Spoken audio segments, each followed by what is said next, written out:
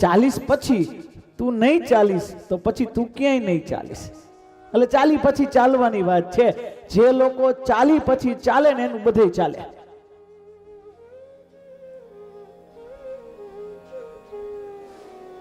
અને મને એટલી બધી ખબર છે, આ ચોથો દિવસ છે કથાનો, એટલે એટલું મને સમજાય કે હું અહીંયા 40 તો બધે ચાલીસ. સમજ્યા ને? હું અહીંયા 40 તો પછી બધે 40. 40 પછી ચાલવાની વાત. અને આમે લાઈફ ઇઝ સ્ટાર્ટ 40. એ જીવનની શરૂઆત 40 પછી થાય. મજા 40 પછી છે.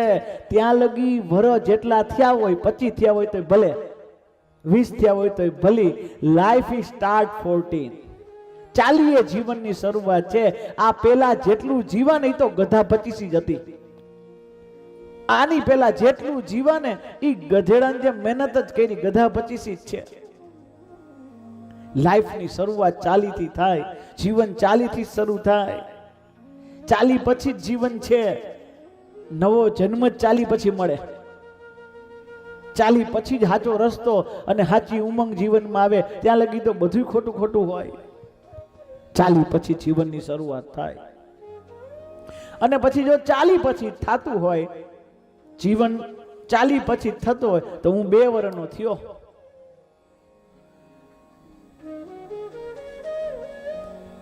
લાઈફ જો સ્ટાર્ટ થતી હોય 40 થી,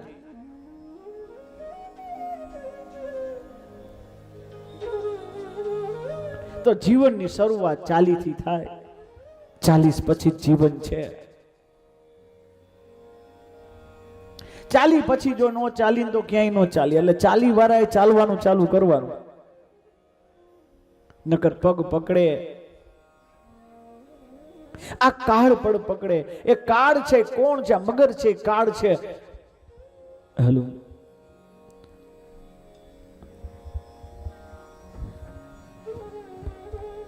આ મગર છે, એ કાળ છે.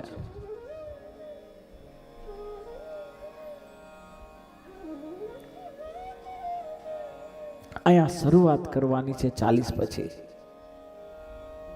જીવન જો સમજાઈ જાય, લોક માને જિંદગી તો આગ છે. ઘણાને મરી જવું છે, ઉતાવળ હોય જવાની. ઘણા કંટાળ્યા છે કે કાંઈ છે જ નહીં જીવનમાં. આ કાંઈ નથી એવું માનતા હોય જે જીવનમાં કે હવે વયું જવું, તો સમજી લેજો કે તમારે દિશા અને દશા બદલવાની જરૂર છે. જો દિશા અને દશા બદલી જાય તો સમજી લેજો કે life is a beautiful. Life છે ને, જીવન જીવવા માટે આના જેવું તો જીવન બીજે હોય જ ન શકે. લોક સમજે જિંદગી આગ છે. કોણ સમજાવે? જિંદગી આગ નહીં, જિંદગી તો બાગ છે. જેમ બગીચામાં સુગંધ આવે ને, એવી લાઈફ છે. દશા બદલો ને દિશા બદલો.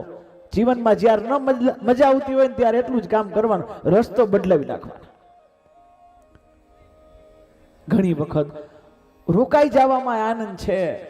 ઘણી વખત દોડતા થાકી જાય તો આ વિશ્રામ કરવામાં લાભ છે.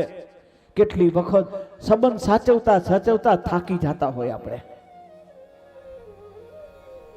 ત્યારે વિશ્રામની જરૂર છે. બધું હું કહું, બધું આપણે કઈ એમ જ ન થતું હોય મારા વાલા. પ્રભુ આપણે ધારી એ નો થાય તો ચિંતા ન કરવાની, કારણ કે આપણે ધારેલું ન થાય તો ભગવાન કંઈક બેટર કરવાના છે. તો ધારો એવો ઇન્સાન, ધારો એવો વ્યક્તિ તમારા જીવનમાં ન આવે તો સમજી લેવાનું કે એનાથી કોઈક બેટર મળવાનું છે. જ્યારે ધારે એવી સંપત્તિ ન મળે ત્યારે સમજી લો કે વધારે મળવાની છે. આ કંઈક વધારે આપવાની ઈચ્છા હોય. આ દુનિયામાં કોણ સમજાવે? કાંટા ઉગતા વાર ન લાગે, કેરી પાકતા 12 વર્ષ વયા જાય. આંબો પાકતા વાર લાગે. જ્યારે લેટ મળે ને ત્યારે ચિંતા ન કરતા. લેટ મળે ને બેસ્ટ મળે. લેટ એટલે જ આપે ભગવાન. બેસ્ટ આપવાનું હોય ને એટલે લેટ આપે છે.